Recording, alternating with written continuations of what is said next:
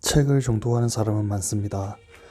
하지만 아무리 정독하더라도 눈으로만 읽고 끝낸다면 제대로 책을 읽은 것이라고 볼 수 없습니다. 대부분 사람들은 책을 읽는 것에만 집중합니다. 책을 읽으면 스스로 똑똑해지고 지식이 쌓인다고 생각을 합니다. 반은 맞고 반은 틀린 말입니다. 책을 안 읽는 것보다는 똑똑해지겠지만 생각보다 책을 많이 읽어도 발전이 없는 느낌을 받을 것입니다. 그 이유는 우리는 책을 읽는 방법에 대해서 배우지 못하였기 때문입니다. 독서에도 방법이 있습니다. 조선시대에 500권이 넘는 책을 저술한 위인이 계십니다. 바로 정약용 선생님입니다. 정약용 선생님은 다른 조선의 선비들보다 한 차원 더 높은 독서를 하였습니다. 그 결과 18년 동안 여러 다방면에 걸쳐 500권이 넘는 책을 소화할 수 있었습니다. 정약용의 독서법을 알려면 그가 쓴 편지와 책을 살펴야 합니다. 아래 편지는 위배지에서 두 아들에게 초서 독서법을 절대로 소홀히 해서는 안 된다고 당부하는 글입니다. 너희 이 편지를 받으니 마음이 놓인다. 둘째의 글씨체가 조금 좋아졌고 물리도 향상되었는데 나이가 들어가는 덕인지 아니면 열심히 공부하고 있는 덕인지 모르겠구나. 부디 차라기 하지 말고 마음을 단단히 먹고 부지런히 책을 읽는 데 힘써라. 초서나 글을 쓰는 일에도 혹시라도 소홀히 하지 말도록 해라. 패족이면서 글도 못하고 예절도 갖추지 못한다면 어찌 되겠느냐. 내 기양살이 고생이야 매우 심하긴 하지만 너희가 독서에 정진하고 몸가짐을 올바르게 하고 있다는 소식만 들리면 근심이 없겠다. 유배지에서도 자식들에게 독서의 중요성과 어떤 방법으로 독서를 해야 하는지를 당부하고 있는 편임지입니다. 초서 독서법은 읽기만 하는 것이 아니라 의미와 뜻을 강구하고 고찰의 정밀한 뜻을 적고 머릿속에 떠오른 것을 그때그때 메모해 기록하는 것입니다. 그렇게 해야만 실제로 소득이 있다고 정약용은 강조했습니다. 초서 독서법은 뇌로 사고하는 것이고 그래서 실제로 소득이 있는 독서법이라는 것입니다.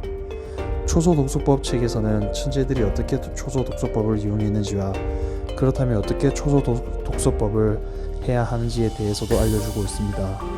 지금부터는 초서 독서법 5단계를 알아보도록 하겠습니다. 1단계, 입지 단계, 한마디로 독서 전 단계입니다. 책을 읽기 전 이 책은 무슨 책이며 나에게 어떤 이야기를 해줄 것인지를 인지하는 단계입니다. 입지 단계 훈련 스킬 및 노하우. 첫 번째, 왜 이 책을 읽는지 5줄로 대답하기. 두 번째, 어떻게 이 책을 읽어야 하는지 개인적 의견을 5줄로 기록하기. 세 번째, 이 책을 읽기 전 이 책을 어떻게 생각하는지 5줄로 기록하기. 네 번째, 이 책을 읽은 뒤 내가 어떻게 변할지 예측해서 5줄로 기록하기. 다섯 번째, 이 책에 대한 내 지식과 경험을 5줄로 이야기하기입니다. 처음에는 5줄을 적기가 힘들 수도 있습니다. 그럴 때는 일단 3줄로 써보는 것을 추천한다고 합니다. 2단계, 해독 단계. 이 단계는 책을 온전하게 이해하는 것을 주목적으로 합니다.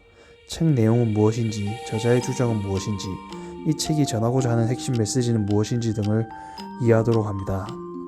해독 단계 훈련 스킬 및 노하우는 이 책의 내용은 무엇인가, 이 책에서 가장 중요한 내용은 무엇이고 어디에 있는가, 핵심 내용을 중심으로 요약하기, 책 내용을 3분간 설명해보기입니다. 3단계 판단 단계입니다.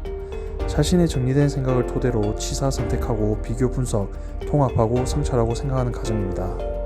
판단 단계 훈련 및 스킬 노하우는 주제가 같은 책 중 시대가 비슷하면서 지역이 다른 책, 상반된 주장을 하는 책, 가령 동양이라면 서양의 책을 기준으로 판단의 토대를 삼는 것입니다. 찬성하는 부분과 반대하는 부분을 3개지에서 5가지 핵심별로 나누고 찬성하는 이유와 반대하는 이유를 초사하는 것입니다. 4단계 초서 단계. 정약용 선생님의 초서 독서법에서 가장 중요한 단계입니다. 손으로 기록하는 단계, 말 그대로 핵심 문장과 견해를 따로 뽑아서 기록하고 간추려 놓은 과정입니다.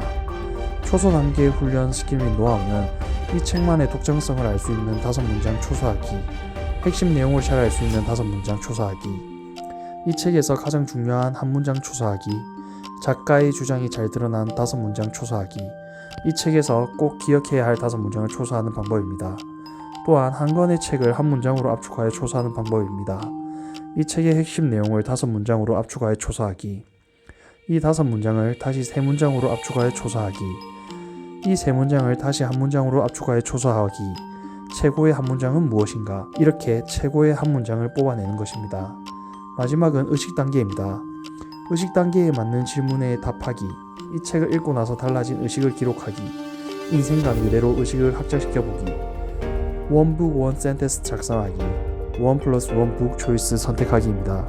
읽고 있는 책과 정반대 의견의 책을 읽으며 비교하는 방법입니다. 마지막 단계에서는 책을 읽고 난 후에 의식을 확장하는 방법입니다. 정약용 선생님은 이런 방법으로 1000권의 책보다 한 권의 책을 읽어야 한다고 합니다. 눈으로만 읽는 책이 아닌 초소 독서법을 통하면 100권의 책이라도 10이면 다 읽을 수 있고 자신의 것으로 삼을 수 있게 된다고 두 아들에게 말하였습니다. 조선의 천재라고 불리는 정약용이 어떻게 500권이 넘는 책을 집필할 수 있었을까요? 그 이유는 바로 독서의 방법에 있었던 것이 아닐까요? 배고픈 자식에게 물고기를 주는 것이 아니라 물고기를 잡는 방법을 알려주는 것이 진정한 부모이지 않을까요? 초소 독서법 책은 우리의 인생에서 기억에 남지도 않는 책을 보는데 시간 낭비를 없애줄 유일한 방법이라고 생각합니다.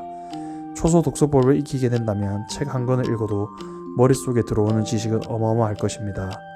뇌를 발전시키고 제대로 된 독서를 하고 싶은 분이라면 저자 김병환 작가가 지은 초소 독서법을 읽는다면 많은 도움과 발전을 이룰 것입니다. 이상 부사세였습니다.